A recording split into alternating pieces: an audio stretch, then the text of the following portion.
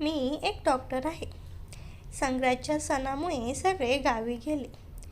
त्या दिवशी मला नाईट ड्युटीला थांबावं लागलं. माझ्या जोडीला फक्त एक नर्स होती. ती इतकी मादक होती की मला राहवलं नाही. म्हणून जवळपास 12:30 वाजता मी तिच्या वॉर्डमध्ये गेलो. तेव्हा ती म्हणाली, "सर, मी नवीन आहे. मला काहीतरी शिकवा." मी तिला म्हणालो, "जा, दाट लावून ये. मी तुला आज खूप काही शिकवतो." त्या रात्री मी तिला जे काही शिकवले, सकाळी तिला चालतासुद्धा. माझं नाव आर्या आहे. मी एक डॉक्टर आहे. सध्या मी 30 वर्षाचा आहे. ही कामकथा 7 वर्षापूर्वीची आहे. माझा पहिला अनुभव एका नर्ससोबत झाला होता. तिचं नाव ईशा होतं. इनिशा ही 20 वर्षाची आकर्षक नर्स होती. त्यावेळी माझी पहिली नियुक्ती कोकणात झाली होती. मी तिथे एकमेव डॉक्टर होतो. माझ्यासाठी एक डॉक्टरचा खोलीचा निवास होता. हे घर 4 खोल्याचं होतं. माझ्या दवाखान्यात 20 जणांचा कर्मचारी वर्ग होता आणि त्यापैकीच एक इनिशा नावाची नर्स होती. ही गोष्ट त्या काळाची आहे, जेव्हा तिथे गणपती उत्सव सुरू होता. मी तिथला एकमेव डॉक्टर होतो, त्यामुळे मला सुट्टी मिळाली नव्हती. त्यामुळे मला तिथेच थांबणं आवश्यक होतं. बाकी सर्वजण सुट्टी घेऊन गेले होते. दवाखान्यात फक्त मी आणि इनिशा होतो. सोबत 2 शिपाई होते. इनिशाची नोकरी नुकतीच लागली होती, त्यामुळे तिलाही सुट्टी मिळाली नव्हती. पहिला दिवस असाच निघून गेला. दिवसभर काम करताना कधी रात्र झाली हे कळालंच नाही. दवाखान्यातून मोकळीक मिळाली तेव्हा लक्षात आलं की आज माझ्या जेवणाची काहीच व्यवस्था झाली नव्हती. मी एका शिपायाला सांगितलं. तेव्हा त्याने सांगितलं की आता जेवण मिळणं शक्य नाही. मी विचारात पडलो. तेव्हा त्याने मला बिस्किटाचा एक पॉकेट आणून दिलं. त्या रात्री मी फक्त बिस्किट खाऊन झोपलो. दुसऱ्या दिवशी सकाळी शिपायाने इनिशाला माझ्या उपाशी झोपण्याची गोष्ट सांगितली. मग दुपारी इनिशा माझ्या दवाखान्यातील माझ्या खोलीत आली. तिने मला विचारलं, "सर, काल रात्री तुम्ही जेवण का नाही केलं?" मी तिला सांगितलं काय झालं होतं.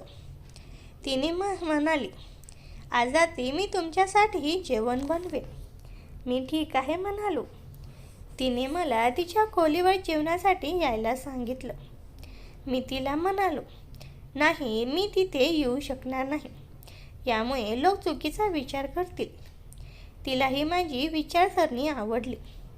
ती म्हणाली, "ठीक आहे सर, मी स्वतः जेवणाचा डबा तुमच्या खोलीत घेऊन येईन." मी काही बोललो नाही. त्या दिवशी दुपारचं जेवण मी बाहेरून जाऊन केलं. मग संध्याकाळी एका प्रसूतीचा केस आला. आम्ही दोघेही त्या केसमध्ये व्यस्त झालो. यात आम्हाला रात्रीचे 10 कधी वाजले कळलंच नाही. मी माझ्या खोलीवर आलो, ताजन वाजं झालो आणि खाटेवर पडलो. थोड्या वेळाने माझ्या खोलीची बेल वाजली. तेव्हा मला वाटलं की प्रसूतीच्या रुग्णांच्या नातेवाईकापैकी कोणी असेल. मी दरवाजा उघडला तर समोर इनिशा उभी होती. मी तिला विचारलं.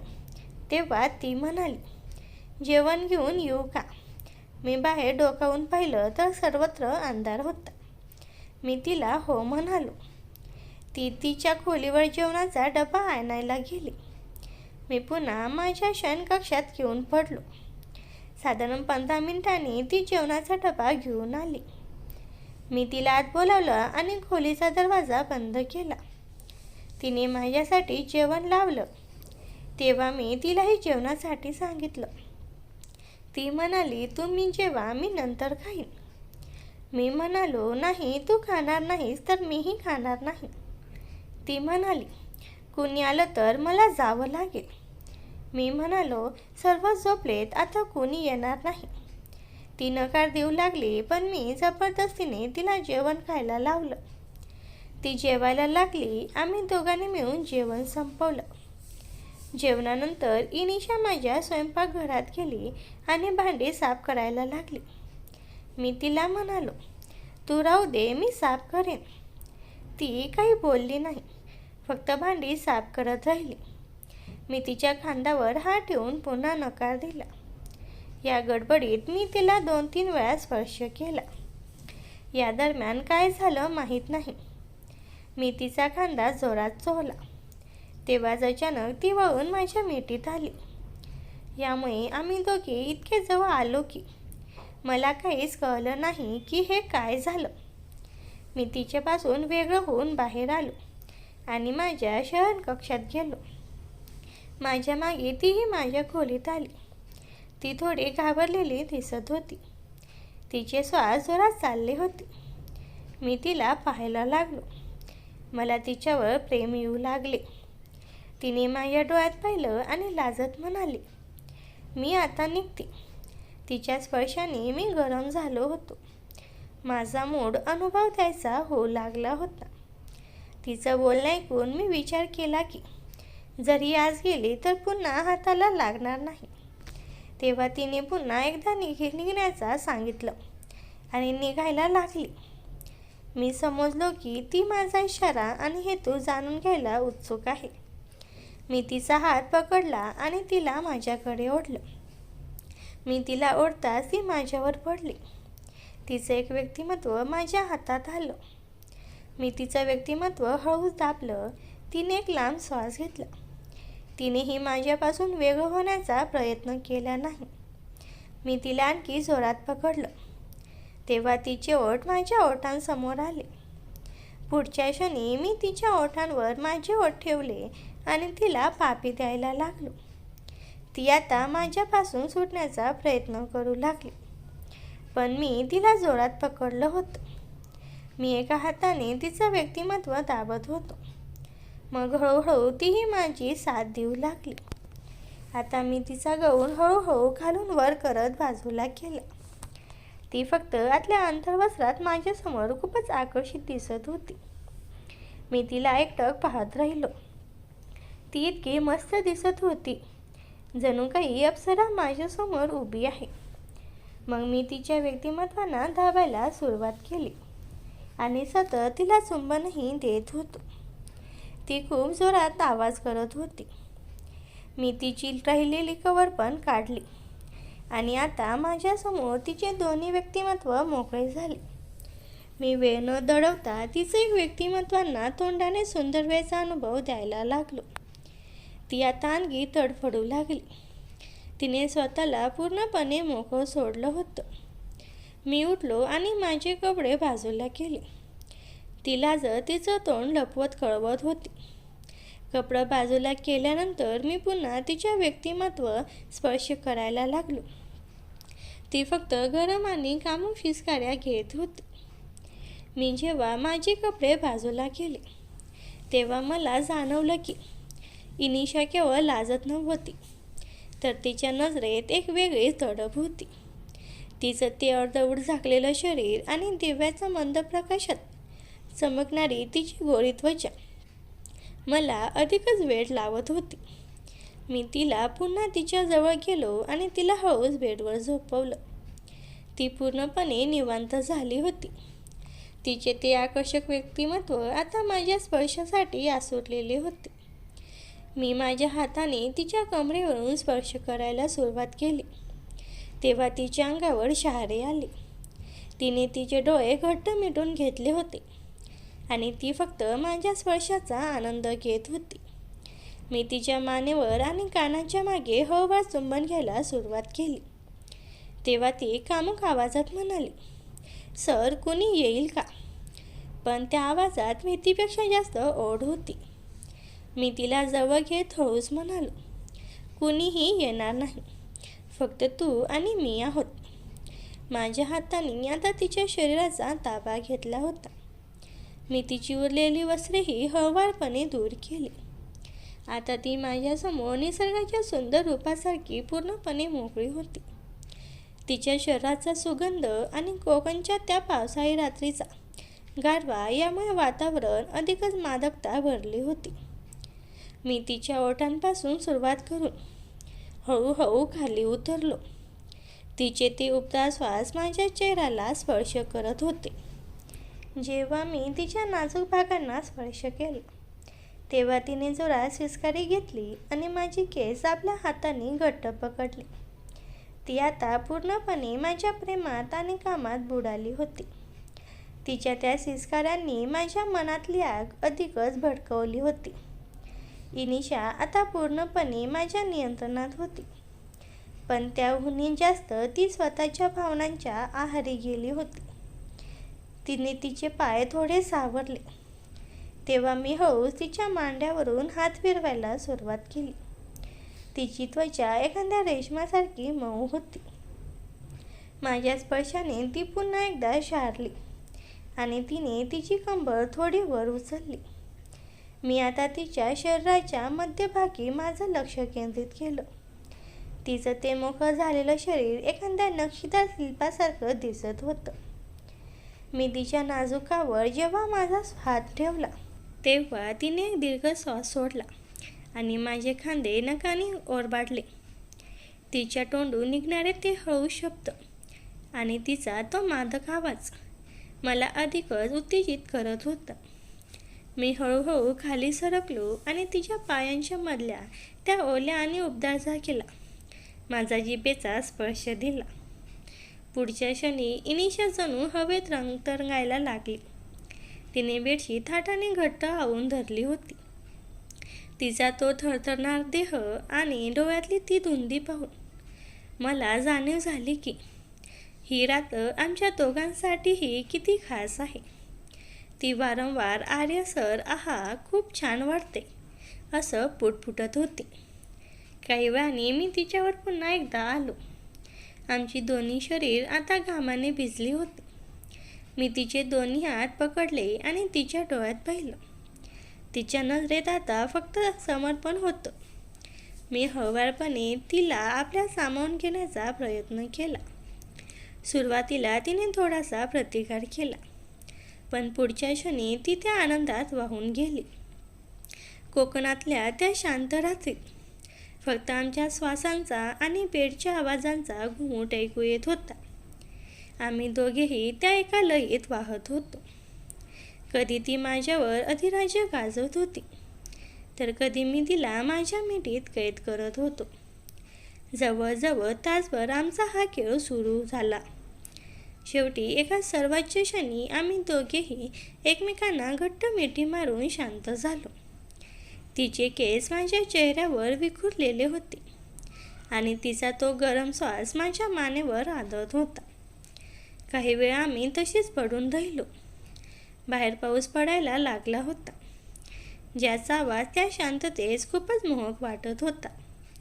इनिशाने माझ्या छातीवर डोकं ठेवलं आणि म्हणाली, सर, ही रात्र मी कधीच विसरणार नाही. मी तिच्या कपाळावर एक प्रेमाचं चुंबन घेतलं. ती फक्त एक नर्स आणि मी एक डॉक्टर नव्हतो, तर आम्ही त्या रात्री दोन प्रेमी होतो. आम्ही दोघेही आता अशा एका वळणावर होतो जिथे माघार घेणं अशक्य होतं. इनिशाचा तो उबदार देह माझ्या खाली पूर्णपणे विखुरला होता. तिचे श्वास आता इतके वेगवान झाले होते की तिच्या छातीची हालचाल स्पष्टपणे जाणवत होती. मी पुन्हा एकदा तिच्या ओठांवर माझे ओठ टेकवले आणि एका हाताने तिचे पाय थोडे रुंदावले. माझ्या शरीराचा भार जेव्हा तिच्यावर पडला तेव्हा तिने पुन्हा एकदा एक दीर्घ शिसकारी घेतली. मी माझ्या शरीराचा तो भाग तिच्या त्या नाजूक आणि ओल्या जागेवर टेकवला. त्या स्पर्शाने तिला जणू विजेचा धक्का बसला असावा, कारण तिने माझे कंबर आपल्या पायाने घट्ट विखळ्यात घेतली. मी हळूच अगदी सावधपणे तिच्यात प्रवेश करण्याचा प्रयत्न केला. इनिशाने वेदना आणि सुखाच्या संमिश्र भावनेने आपले डोळे घट्ट मिटून घेतले आणि माझ्या खांद्यांवर दात टोकले. तिची ती घट्ट पकड मला सांगत होती की ती पहिल्यांदाच या अनुभवातून जात होती. सर, थोडं हळू, ती दबलेल्या आवाजात म्हणाली. मी तिच्या कानापाशी जाऊन हळूच म्हणालो, घाबरू नकोस ग, मी आहे ना. मी थोडा वेळ थांबलो जेणेकरून तिला सवय होईल. काही क्षणातच तिचं शरीर सैल झालं आणि तिने प्रतिसाद द्यायला सुरुवात केली. मी आता माझी गती वाढवली. प्रत्येक धक्क्यासोबत ती बेडवर वर खाली होत होती.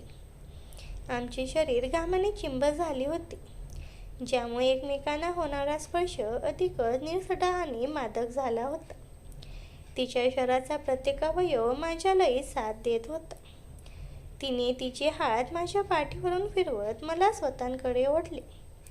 आता ती केवळ प्रतिसाद देत नव्हती, तर ती स्वतःहून त्या सुखाच्या शिखराकडे धावत होती. खोलीत फक्त आमच्या श्वासांचा आवाज आणि बेडचा कॅरकॅर असा आवाज घुमत होता. बाहेर गणपती उत्सवाचा उत्साह असला तरी या खोलीत आमच्या स्वतःचाच एक वेगळा उत्साह सुरू होता. जेव्हा आमचा वेग परमोच्च बिंदूवर पोहोचला, तेव्हा इनिशाने माझे केस घट्ट ओढले आणि तिची कंबरवर झटकली. त्या क्षणी आमच्या शरीरातून एक उष्ण लाट उसळली. आम्ही दोघेही एकमेकांना घट्ट मिठी मारून बेडवर कोसळलो. काही मिनिटे आम्ही अशीच पडून राहिलो, फक्त एकमेकांच्या हृदयाचे ठोके मोजत. तिने तिचे तोंड माझ्या मानेत लपवले होते, जणू काही ती अजूनही त्या सुखाच्या धुंदीत होती. त्या सुखद थकव्यामुळे आम्ही दोघेही काही वेळ तशीच पडून होतो. खोलीतील वातावरण अजूनही त्या उष्णतेने भरलेलं होतं. इनिशाचं डोकं माझ्या छातीवर आलं आणि तिचे विखुरलेले केस माझ्या अंगावर रेशमी स्पर्श करत होते. तिची त्वचा अजूनही गरम होती. तिने हळूच वर पाहिले. तिचे गुलाबी डोळे झाले होते आणि चेहऱ्यावर एक वेगळी चमक होती.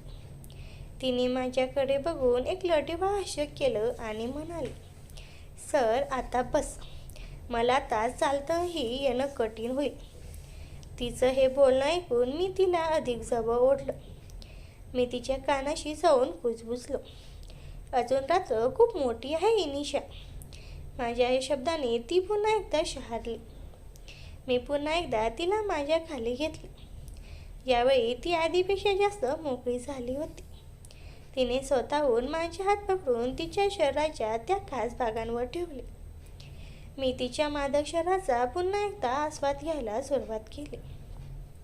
माझ्या हाताने तिच्या कमरेच्या वळणावर स्पर्श केला आणि मी पुन्हा एकदा तिच्यात सामावून गेलो. यावेळी आमचा हा खेळ अधिकच लयबद्ध आणि जोमदार होता. तिने आपले पाय माझ्या कमरेभोवती घट्ट आवळले होते आणि प्रत्येक धक्क्याला ती "आहा आर्य" अशी हाक मारत होती. त्या रात्री आम्ही एकदा नव्हे तर 2-3 वेळा एकमेकांच्या शरीराचा आनंद लुटला. पहाटेचे 4 वाजायला आले होते तेव्हा कुठे आम्ही दोघे शांत झालो. इनिशा आता पूर्णपणे माझ्यात मिठीत विसावली होती. सकाळी जेव्हा जाग आली तेव्हा खिडकीतून सूर्याची पहिली किरण खोलीत येत होती. इनिशा घाईघाईने उठली आणि तिचे कपडे सावरू लागली. ती थोडी लाजत होती. दरवाजा उघडण्यापूर्वी ती माझ्या जवळ आली. तिने माझ्या ओठांवर एक छोटीशी पापी दिली आणि म्हणाली, "दवाखान्यात भेटूया सर, पण तिथे आपण फक्त डॉक्टर आणि नर्स आहोत, हे विसरू नका."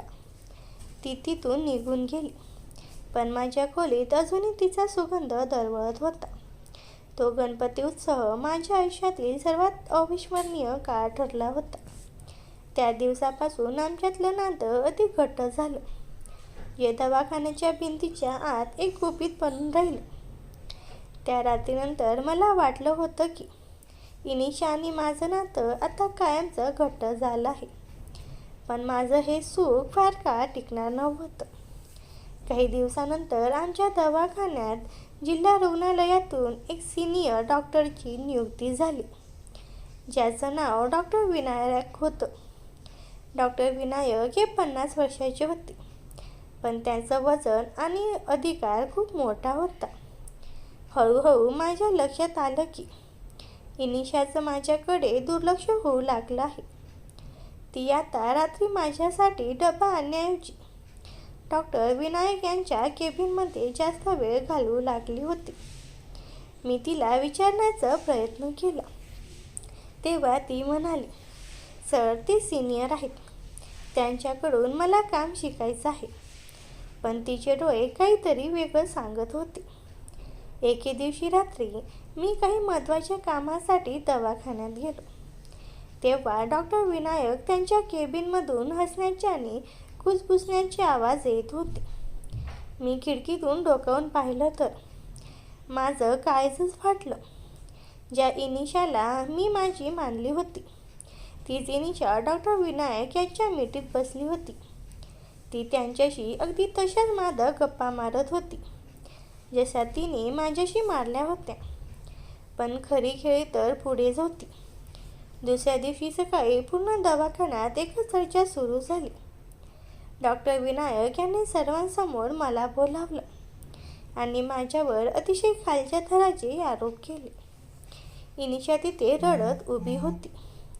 तिने तक्रार केली होती की डॉक्टर आर्य यांनी माझ्या असहाय्यतेचा फायदा घेऊन मला त्यांच्या खोलीवर बोलावलं आणि माझ्यावर जबरदस्ती करण्याचा प्रयत्न केला. मी कशीबशी तिथून पळाले आणि डॉक्टर विनायक यांनी मला वाचवलं. मी सुन्न झालो. ज्या मुलीला मी त्या रात्री इतकं प्रेम दिलं होतं तीच आज माझ्याकडे बोट टाकून मला वासनात ठरवत होती. डॉक्टर विनायक यांनी त्यांच्या अधिकाराचा वापर करून माझा रिपोर्टवर पाठवला. त्यांना हे चांगलंच माहीत होतं की मी एक तरुण डॉक्टर आहे आणि माझ्या शब्दाला कोणी किंमत देणार नाही. इनिशाने माझ्यापेक्षा सिनियर डॉक्टरची निवड का केली होती हे मला नंतर समजलं. तिला फक्त सुख नको होतं, तर तिला प्रमोशन आणि कायमस्वरूपी नोकरी हवी होती.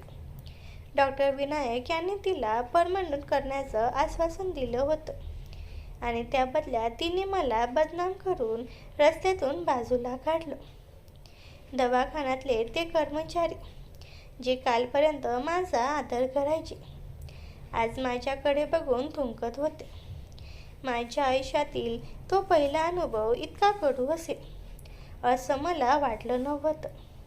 या कोकणच्या रात्रीने मला पुरुषार्थाचा गर्व दिला होता. त्या जातीच्या आठवणीने आज मला समाजात मान खाली घालावी लागली होती. इनिशा आता डॉक्टर विनायक यांच्या गाडीतून फिरत होती आणि मी माझा सन्मान आणि करिअर वाचवण्यासाठी कोर्टाच्या पायऱ्या चढत होतो.